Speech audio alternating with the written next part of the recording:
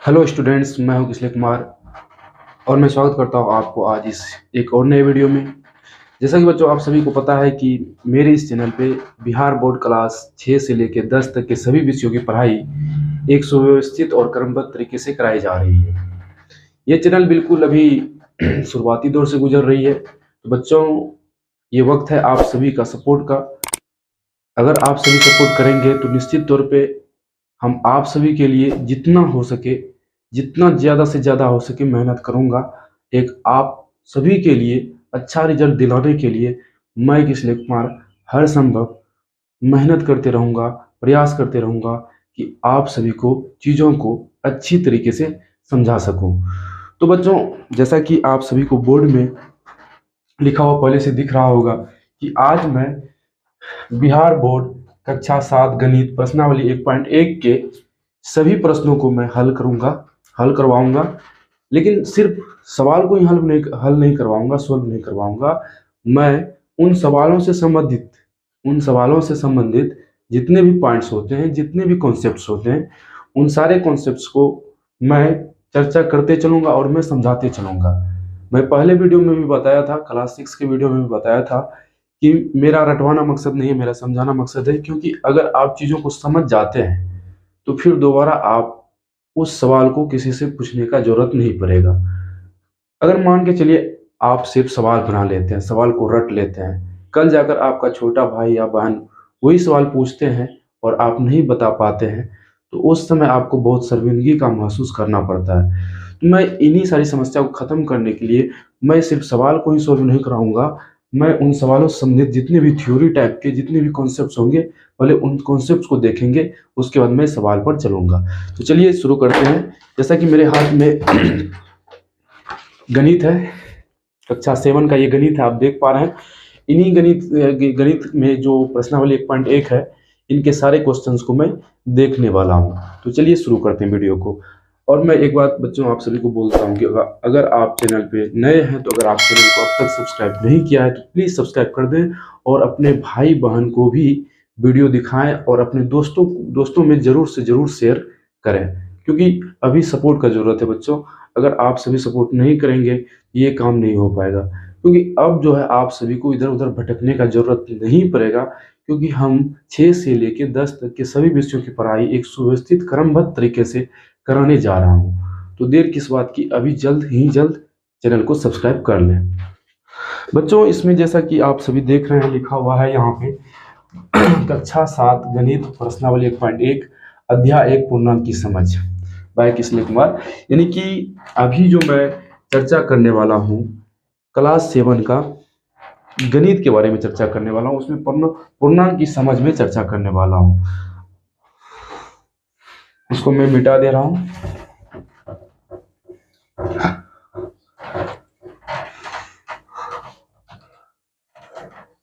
सबसे पहले क्लास 6 में आप पढ़े ही होंगे कि प्राकृतिक संख्या, पूर्ण संख्या, पूर्णांक संख्या क्या होता है। मैं थोड़ा सा याद दिला देता हूँ कि अगर आपसे पूछे कि प्राकृतिक संख्या किसे कहते हैं, अगर आपसे पूछे कि प्राकृतिक संख्या क्या होता है, तो इसका आसान सा आंसर है कि या तो ऐसे कि बहुत सारी किताब में आपको लिखा हुआ मिल जाएगा कि गिनती के सभी संख्या को प्राकृतिक संख्या कहते हैं। मैं अपना एक परिभाषा बनाया हूँ, वो मैं आपको बता रहा हूँ। आप अगर कोई पूछे कि प्राकृतिक संख्या किसे कहते हैं, तो आप एक आसान जवाब दीजिएगा कि 1 से लेके अनंत तक को प्राकृतिक संख्या कहते हैं। क्या कहते हैं? 1 से लेके अनंत तक को प्राकृतिक संख्या कहते हैं। जैसे 1, 2, 3, 4, 5, इसी तरह अनंत तक, इन सभी को क्या कहेंगे? प्राकृतिक संख्या कहेंगे। और दूसरा हम समझेंगे पूर्ण संख्या। पूर्ण संख्या क्या होता है? पूर्ण संख्या का भी बहुत आसान स्टेप है। मतलब क्या करेंगे, 0 से लेके अनंत तक को क्या कहते हैं? पूर्ण संख्या कहते हैं। या फिर आप कह सकते हैं कि प्राकृतिक संख्या में सिर्फ 0 शामिल कर देने से वो पूर्ण संख्या बन जाता है। जैसे 1, 2, 3, 4, 5, इसी तरह डॉट डॉट। तो यहाँ पे देखने के लिए ये मिल रहा है कि सिर्फ प्राकृतिक संख्या में 0 शामिल कर देने से वो संख्या क्या बन जा रहा है? पूर्ण संख्या। उसके बाद पूर्णांक संख्या। पूर्णांक संख्या किसे कहते हैं? पूर्णांक संख्या जैसा कि यहाँ पे देख रहे हैं आप, प्राकृतिक संख्या 1 से लेकर अनंत तक को प्राकृतिक संख्या कहते थे। पूर्ण संख्या जीरो से लेके अनंत तक को पूर्ण संख्या कहते थे। अब पूर्णांक संख्या क्या होता है, जो मेरा पूर्ण संख्या है 0 1 2 3 4 5 डॉट डॉट अनंत तक, बस इसमें हम माइनस वाली संख्या को मिला देंगे, इसी तरह डॉट डॉट डॉट इधर भी अनंत तक, ये क्या बन जाएगा, ये बन जाएगा पूर्णांक संख्या। तो यहाँ से हमको समझ में ये बात आया कि प्राकृतिक संख्या में जीरो शामिल कर देंगे तो वो क्या बन जाएगा, पूर्ण संख्या बन जाएगा, और पूर्ण संख्या में माइनस वाली संख्या को जोड़ देने से वो क्या बन जाता है, पूर्णांक संख्या। ये बात समझ में आ गया। चलिए अब आगे बढ़ते हैं कि संख्या रेखा क्या होता है, उन संख्या रेखा को समझने का कोशिश करते हैं, क्योंकि आप जो अध्याय में सवाल बनाएंगे उनमें संख्या रेखा से संबंधित क्वेश्चंस आपको देखने के लिए मिलेंगे। अगर आप संख्या रेखा के बारे में नहीं जानेंगे तो आपको सवाल बनाने में परेशानी का सामना करना पड़ सकता है। तो इन्हीं परेशानी खत्म करने के लिए अभी मैं संख्या रेखा को एक अच्छी तरीके से समझाने वाला हूँ। चलिए शुरू करते हैं। जैसे मान चलिए हम लाइन खींच लिए। देखिए बच्चों, अगर आपको ये सारी चीज नहीं समझना है तो मैं आपको एक सलाह देता हूँ कि आप वीडियो को भगाकर जहाँ से हम सवाल यानी कि क्वेश्चंस का आंसर बताया वहां से आप देख सकते हैं। लेकिन क्या होगा, अगर आप सिर्फ क्वेश्चंस के आंसर देखते हैं तो आप अगर कोई दूसरा स्टूडेंट से आपसे पूछेंगे, कोई जूनियर स्टूडेंट से आपसे पूछेंगे उन सवाल को, आप उसको अच्छी तरीके से समझा नहीं पाएंगे, और हो सके तो कुछ दिन के बाद आप उस सवाल को भूल भी जाएं। लेकिन आप सवाल के कॉन्सेप्ट को समझ जाते हैं तो ये आप अगले साल भी अगर आप 8 में चले जाएंगे तो 7 के स्टूडेंट्स अगर आपसे सवाल पूछेंगे तो आप उनको अच्छी तरीके से बता पाएंगे। इसीलिए हम यही सलाह देंगे कि आपको कॉन्सेप्ट्स को समझते चलिए। तो यहाँ पर लिखे हैं संख्या रेखा, जैसे ये है, ये रेखा खींच दिए। अब यहाँ पे क्या करेंगे, हम यहाँ पे जीरो रख देते हैं, और इसी प्रकार से छोटा छोटा छोटा छोटा लाइन मैं बना देता हूँ यहाँ पे, इधर भी। देखिए मान के चलिए यहाँ पे कोई एक बंदा खड़ा हुआ है, उसका ये है दायां पक्ष, ये क्या है, दायां पक्ष, और ये है बायां पक्ष, बायां पक्ष। यहाँ पे इस बंदे का ये है दायां पक्ष और इस बंदे का है ये बायां पक्ष, यानी कि जीरो के दायां पक्ष जो आएगा वो प्लस वाली संख्या आएगा, 1 + 1 + 2 + 3 + 4 + 5, इसी तरह डॉट डॉट अनंत तक। उसके बाद जीरो के बाएं साइड जो आएगा -1 -2 -3 -4 -5 और -6। ठीक है। अब यहाँ पे समझने वाली बात यह है कि जीरो के दाएं पक्ष को क्या बोलते हैं, जीरो के दाएं पक्ष को बोलते हैं धनात्मक पूर्णांक। क्या बोलते हैं, धनात्मक पूर्णांक। धनात्मक पूर्णांक को प्लस से दिखाते हैं, लेकिन प्लस लिखा नहीं जाता है। अगर किसी भी अंक के आगे, किसी भी संख्या के आगे कोई चिन्ह नहीं लगा हुआ रहता है तो वो चिन्ह मतलब वो संख्या प्लस वाला संख्या होता है। अगर माइनस वाला कोई संख्या है तो उसके आगे माइनस का चिन्ह लगाना बहुत ही जरूरी है, जबकि प्लस वाले में चिन्ह लगाना जरूरी नहीं है। तो यहाँ पे जीरो के दाएं साइड वाला सभी संख्या धनात्मक पूर्णांक है, और जीरो के बाएं साइड वाला वो उसे कहते हैं ऋणात्मक पूर्णांक। ऋणात्मक पूर्णांक ये हो गया। अब यहाँ पे एक बात समझने वाली बात ये है कि अगर बोले कि 3 रुपया का लाभ, 3 रुपया का लाभ, तो हम उसको +3 से दिखाएंगे, और अभी हमने आपको बताया कि प्लस लिखने का जरूरत नहीं पड़ता है। अगर यहाँ बोले 4 रुपया का हानि, 4 रुपया का हानि, तो इसको हम माइनस से दर्शाएंगे। यहाँ पे माइनस लिखना बहुत ही जरूरी है, अगर माइनस नहीं लिखेंगे तो ये 4 प्लस समझा जाएगा, इसीलिए माइनस लिखना बहुत ही ज्यादा जरूरी है। ठीक है, एक बात ये समझ में आ गया। और एक बात समझाते हैं कि मान के चलिए ये क्या है, ये भूमि है, ये क्या है, भूमि यानी कि पृथ्वी है, ये भूमि है, और यहाँ पे एक समझ लीजिए पहाड़ है, ये इसी प्रकार से पहाड़, ये पहाड़ है समझ लीजिए, और ये भूमि है। अगर बोले कि भूमि तल से पहाड़ की ऊंचाई, भूमि तल से पहाड़ की ऊंचाई 500 मीटर है, तो उसको किस प्रकार से दर्शाएंगे, +500 मीटर। हालांकि प्लस लिखने का जरूरी नहीं है, लेकिन वही बोले कि मान के चलिए ये क्या है, कुआं है, ये कुआं है समझ लीजिए, ये जमीन है और ये जमीन के नीचे में कुआं खोदा गया है। तो बोला जा रहा है कि कुआं का गहराई जो है, कुआं का गहराई है 30 मीटर। भूमि के तल से कुआं का गहराई क्या है? 30 मीटर। तो इस 30 मीटर को हम दर्शाएंगे -30 से। समझ गए? यहां से हमको समझ में ये आया कि जीरो के दाएं साइड वाले सभी संख्या को धनात्मक पूर्णांक कहते हैं, यानी कि प्लस वाला संख्या होता है।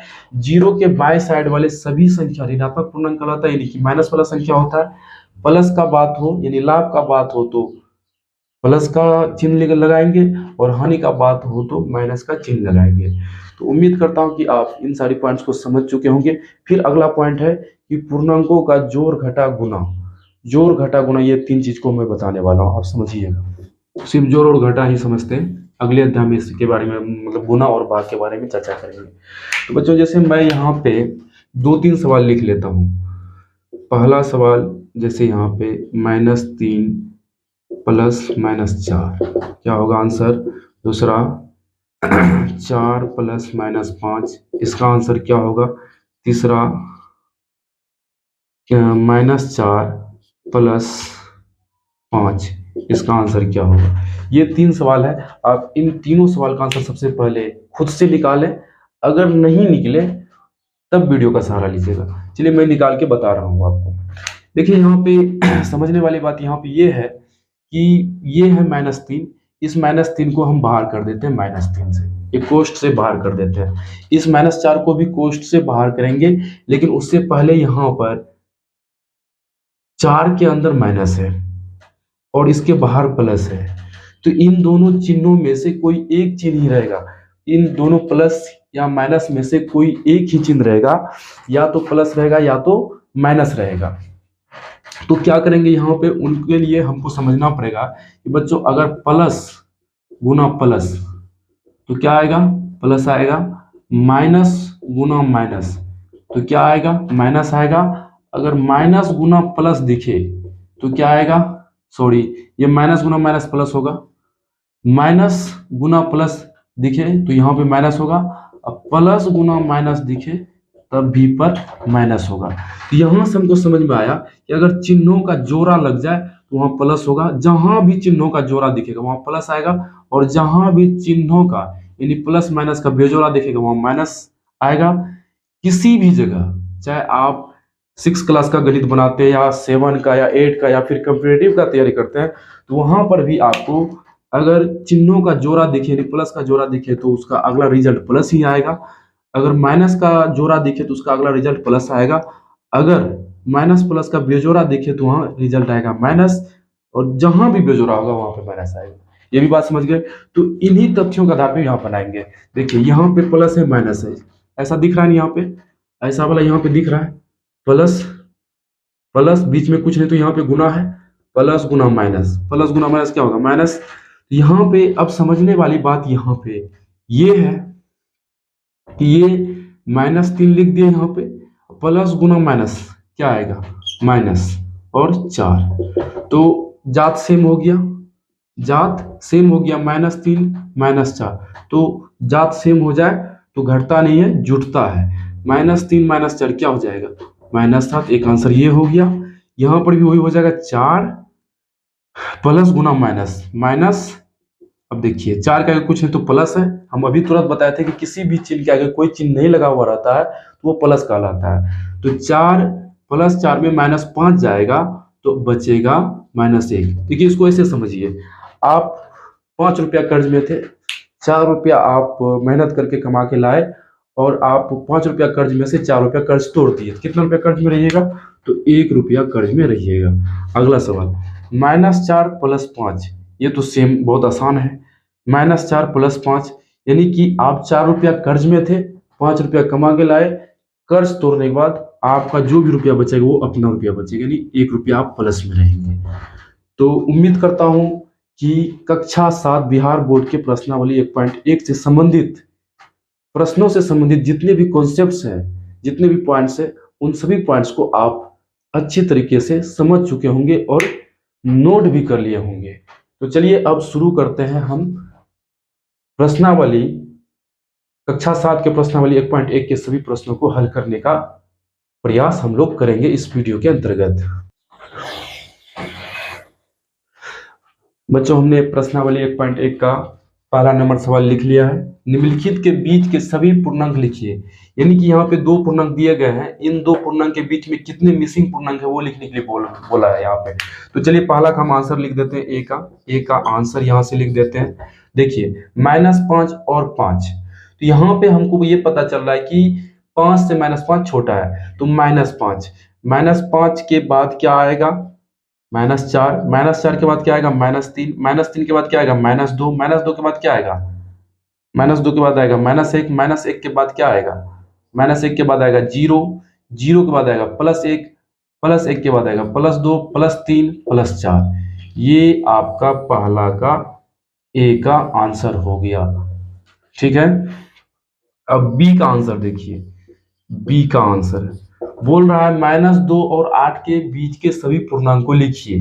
तो -2 के बाद बच्चों क्या आएगा -1 आएगा, -1 के बाद 0, 0 के बाद 1, +1, +2, +3, +4, +5, +6, +7। ये भी आपका आंसर आ चुका है, यानी कि बी नंबर का। आप इसको नोट कर लीजिए। चलिए ए बना लिए, बी बना लिए, अब सी बनाते हैं। सी का आंसर यहाँ पे लिख देते हैं।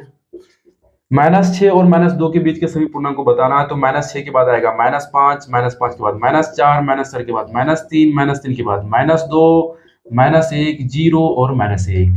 ये हो गया -6 और -2 के बीच के सभी पूर्णांक का आंसर। तो बच्चों नेक्स्ट अंतिम सवाल, 1 नंबर का अंतिम सवाल, डी का आंसर -4 और -10 के बीच के सभी पूर्णांकों को लिखने के लिए बोल रहा है यहाँ पे। -4 और -10 के बीच के सभी पूर्णांक को लिखने के लिए बोल रहा है। तो बच्चों यहाँ पे हम उल्टा चलते हैं। -4 के बाद आएगा -5, -5 के बाद आएगा -6, -7, -8, -9।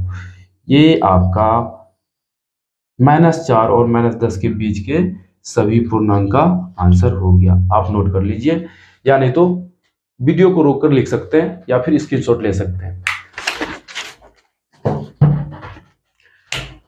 हमने प्रश्नावली 1.1 का दूसरा नंबर क्वेश्चन लिख लिया यहाँ पे। इसमें बोला है कि निम्नलिखित में से प्रत्येक में बड़े पूर्णांक पर घेरा लगाएं। आपको अच्छी तरीके से पता है कि बड़े पूर्णांक छोटे पूर्णांक को कैसे पता करेंगे।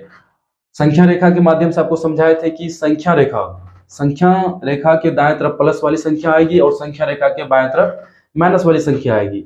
अगर कोई भी संख्या, मान चलिए यहाँ पे अगर 6 लिखे हैं, 6 के बाएं तरफ जितने भी संख्या आएंगे वो 6 से क्या होगा बड़ा होगा, वो 6 से क्या होगा बड़ा होगा। हमेशा कोई भी संख्या के बाएं तरफ जितना भी संख्या आएगा वो सभी संख्या इन संख्या से बड़ा होगा, और इन संख्या से जितना भी संख्या बाएं तरफ आएगा इन संख्या से क्या होगा छोटा होगा। तो आपको तो अच्छी तरीके से पता चल जाएगा देखने से कि कौन सा संख्या रेखा के दाएं तरफ है और कौन सा संख्या रेखा के बाएं तरफ है। तो चलिए अभी मैं बता रहा हूं, इसका आंसर बताते चले जा रहा हूं मैं। देखिए ए नंबर -20 और 4 में, देखिए सवाल को एक बार फिर से पढ़िए। निम्नलिखित में से प्रत्येक में बड़े पूर्णांक पर घेरा लगाने की जरूरत है। बड़े पूर्णांक, इन दोनों में बड़ा कौन है? तो जाहिर सी बात है प्लस वाला संख्या बड़ा होगा, तो इसको घेर देते हैं। आंसर ये हो गया। -15, -8, इसको ऐसे समझिए, कोई बंदा 15 रुपया कर्ज में है, कोई 8 रुपया कर्ज में है, तो किसको ज्यादा मेहनत करना पड़ेगा कर्ज चुकाने के लिए? तो -15 वाले को ज्यादा पैसा कमाना पड़ेगा, इसलिए ज्यादा पीछे है। तो -15 यानी -8 -15 से क्या है बड़ा है। 0 -5 से 0 क्या है बड़ा है। -20 से -7 क्या है बड़ा है। क्यों बड़ा है? क्योंकि ये संख्या रेखा मतलब -20 जो है संख्या रेखा के बाएं तरफ है, लेकिन -7 क्या है इनसे संख्या रेखा पर दाएं तरफ है। और हम बताए थे कि कोई भी संख्या इन संख्या से दाएं तरफ आएगा तो वो संख्या बड़ा होगा, और बाएं तरफ आएगा तो वो छोटा होगा। तो ये तो -20 के बाएं तरफ है, इसीलिए क्या हो गया -20। -7 मतलब -20 -7 से छोटा है, और -7 -20 से बड़ा है। तो यहाँ पे जाहिर सी बात है 25 बड़ा होगा, और यहाँ पे -18 बड़ा होगा। तो बच्चों दूसरा नंबर का सवाल को भी मैं सोल्व कर चुका हूं। अब बढ़ते हैं तीसरा नंबर के सवाल की ओर। उससे पहले इनको आप नोट कर लें।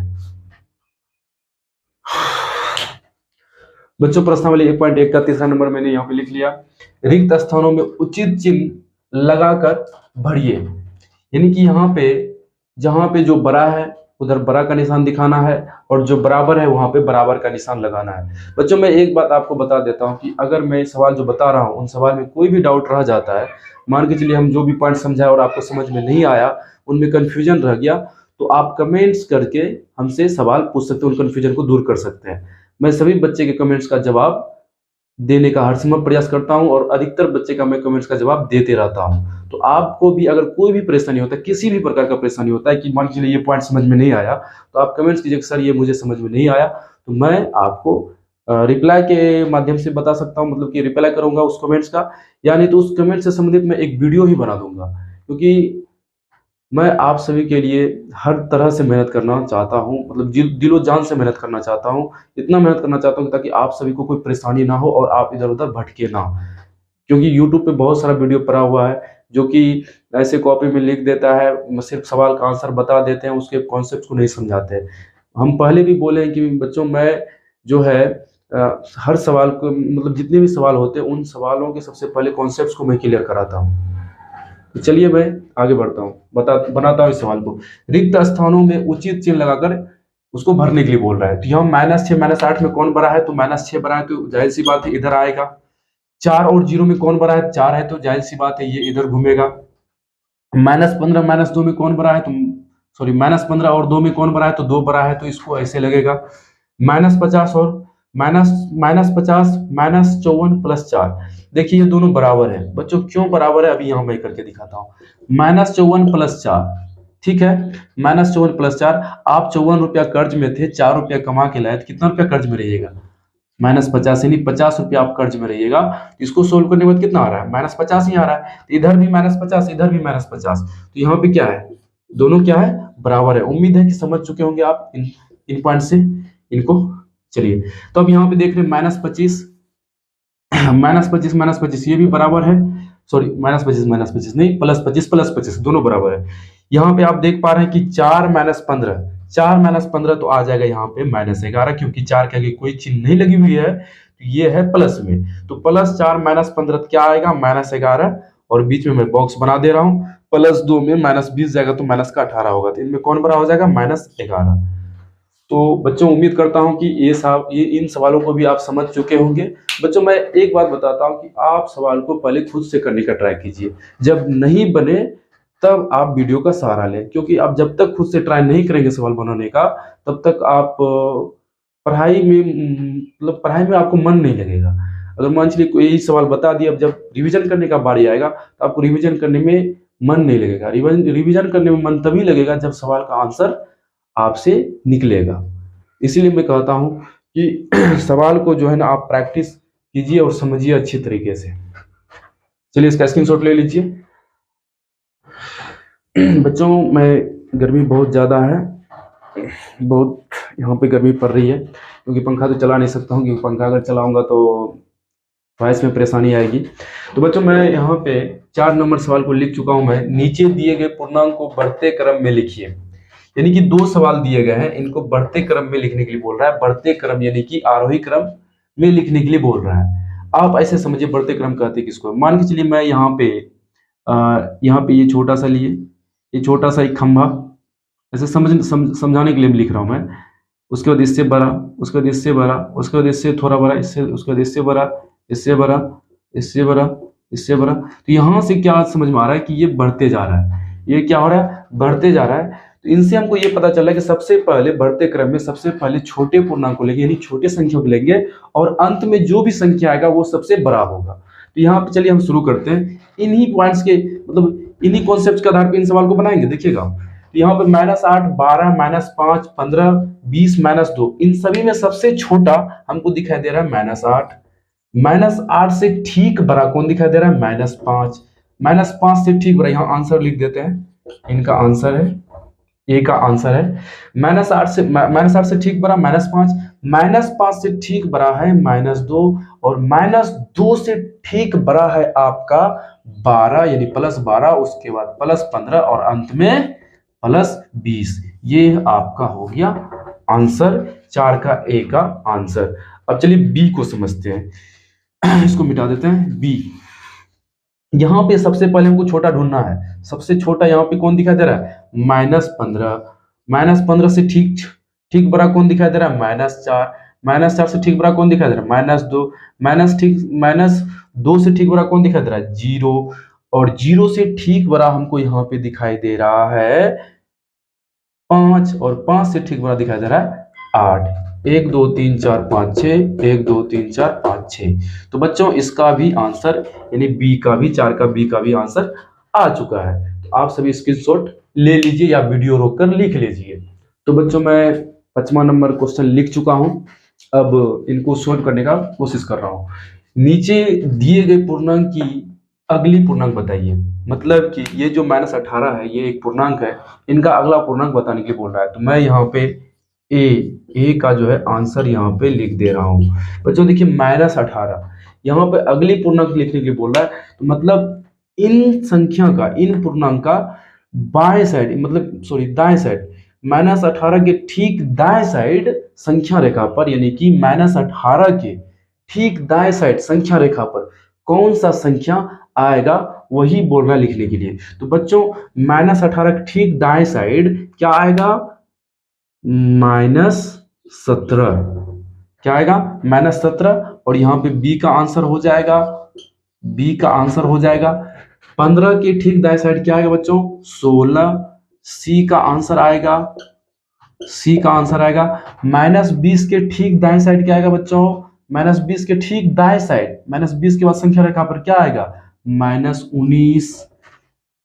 उसके बाद A B C D, D का आंसर, डी का आंसर क्या है? 18 की ठीक बाद क्या आएगा बच्चों? +19 आएगा। +18 के बाद +19 आएगा। उसके बाद ई, -5 के ठीक दाएं साइड कौन आएगा बच्चों? -4 आएगा। ये भी हो गया आपका ए का आंसर। तो 5वां नंबर का भी सभी प्रश्नों का आंसर मैं निकाल के आपको बता दिया, आप इसको नोट कर लें। तो बच्चों प्रश्नावली 1.1 का 6ठा नंबर क्वेश्चन यहाँ पे लिख लिया मैंने। अब इनके क्वेश्चन को सोल्व करने का कोशिश कर रहा हूं मैं। चलिए, तो ए नंबर में लिखा हुआ है 25। और इस सवाल को पहले पढ़ लेते हैं। नीचे दिए गए पूर्णांकों के पहले का पूर्णांक बताइए।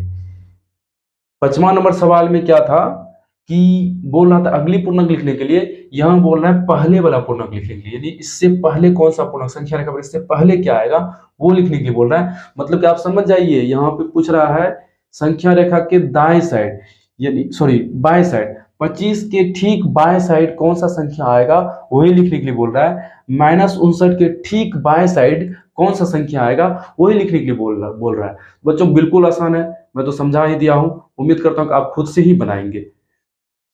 चलिए ए का मैं आंसर लिख देता हूं। आप सबसे पहले खुद से ट्राई करें, अगर नहीं आंसर आए तब आप वीडियो का सहारा लें।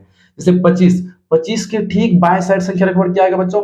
24 आएगा। क्या आएगा? 24। एक का आंसर हो गया ए का।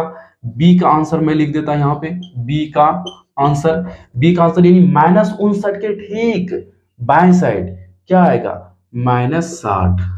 क्या आएगा? -60। सी का आंसर लिख दे रहा हूं मैं। सी का आंसर, सी में क्या है? सी में है -55। -55 के ठीक बाएं साइड क्या आएगा बच्चों? -56। क्या आएगा? -56। डी -26 के ठीक बाएं साइड क्या आएगा? -27, यानी ये आंसर हुआ बी का। और ई यानी +100 के ठीक बाएं साइड, +100 के ठीक बाएं साइड क्या आएगा? +99। ये प्लस लिखने का जरूरी नहीं, प्लस लिखें या ना लिखें बात बराबर है, ये भी आंसर हो गया। प्लस लिखने का जरूरी नहीं होता है। तो यानी +100 के ठीक बाएं साइड क्या आएगा? +99। तो बच्चों ये 6 नंबर का क्वेश्चन है, 6 नंबर क्वेश्चन और आंसर है। आप इसको नोट कर लीजिए, स्क्रीनशॉट ले लीजिए या वीडियो रोककर लिख लीजिए। तो बच्चों उम्मीद करता हूं कि आप सभी को सभी सवाल समझ में आया होगा और सवाल से संबंधित जितने भी कॉन्सेप्ट होंगे, कॉन्सेप्ट कराए हैं वो भी समझ में आया होगा। तो बच्चों आज का क्लास को यहीं तक रहने देता हूं क्योंकि वीडियो काफी लंबा हो जाएगा। इस अध्याय के जो भी सवाल बचे हैं वो अगले वीडियो में कराऊंगा बिल्कुल इसी तरीके से। तब तक के लिए जय हिंद, जय भारत।